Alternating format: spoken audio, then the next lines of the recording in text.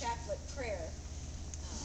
We got so inspired we wanted to send it to every single secular Franciscan fraternity around the whole United States. You know how many there are? Wow. No.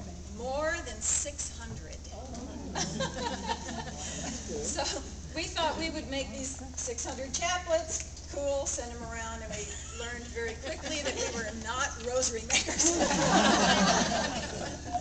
And praise God, your rosary makers stepped forward. And so you Catholic daughters, through your rosary makers in your court here, made 663 chaplets for the Franciscan Family Prayer Chaplet. And I can't tell you how grateful I am. We are sending, yeah, it deserves it.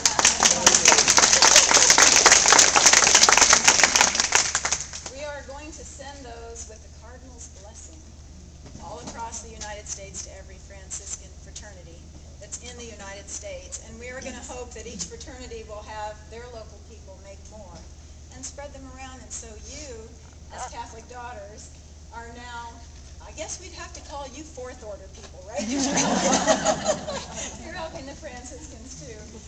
So again, I thank you so much. We don't know yet how many lives will be touched with the help of your little chaplets that you made for us. Nick couldn't be here because he and some of his family are in Louisiana helping his sister finish her doctoral degree.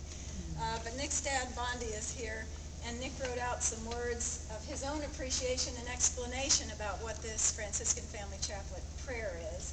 And so I'm going to sit down and let Bondi read to you what Nick had to write. But again, thank you so, so much.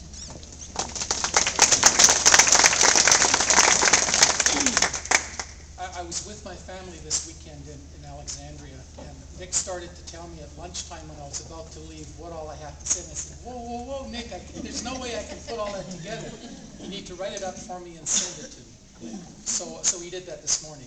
And he is he's very happy and very honored and very humbled by being a part of this and really a part of how big this really is with you folks being involved. And he offers it up as a suffering servant for Christ, and he really truly puts that forward as he began this. I'll call it project, but it's more of a going forward in life with his faith. And he asked me to read this, and I'm reading it in his tense. He says, "Last year I was getting discouraged over what I was hearing and reading about what people think of when they hear about St. Francis and the Franciscans. Sadly, Franciscans were embracing a Marxist political view towards the environment and promoting it in the secular Franciscan order. Yes, St. Francis loved all of God's creation, but he was much more than that.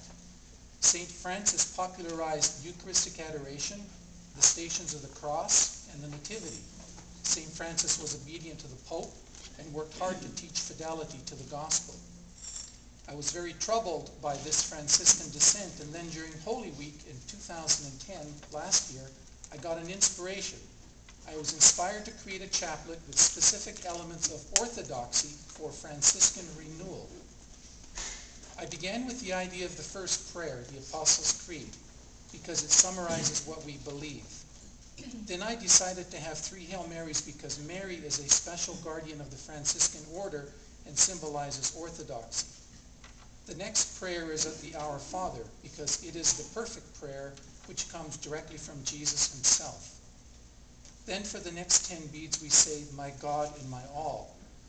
This is what St. Francis said, and it summarizes the center of what Franciscans believe. The 3 decades represent the 3 branches of the Franciscans. The first order is the first one, dedicated to religious brothers and priests. And he loves to say like Father Rochelle, because we all know who Father Rochelle is. And then the second one is religious women like Mother Angelica. And then the third, he says, the laity like me and my brothers and sisters of my St. Thomas More fraternity and all the other third order Franciscans. The concluding prayer is what St. Francis wrote himself. We adore you, O Lord, and we praise you, because by your holy cross you have redeemed the world. This brings us back to the cross because so often we forget the crucifixion. Finally, we say 3 Glory Bees dedicated to the Pope's intentions and his continued holiness. This helps us to remind us that, like St. Francis, our obedience is to the Pope. With all of this figured out, I asked my sister Stephanie to buy me some beads and make some sample chaplets. She bought enough beads to make 10 so that I could pass them out to my fraternity to see what they thought. Once my fellow Franciscan brothers and sisters realized the beauty in the chaplet, we knew we needed help to build them. There was no way that Stephanie could keep up with the production, so here we are with you, the Catholic Daughters of America, here in Pearland, doing the heavy lifting, making the chaplets. I am thrilled with your support, and I pray in thanksgiving for your spirit and dedication to being a big part of this chaplet as it begins its journey into the world. Love, Nick.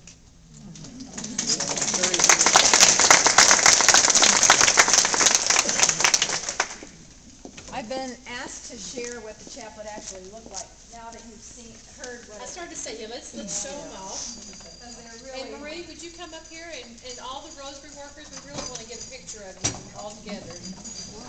I mean, it is beautiful, beautiful chaplet. And don't let the shoebox, like, don't judge a book by its cover.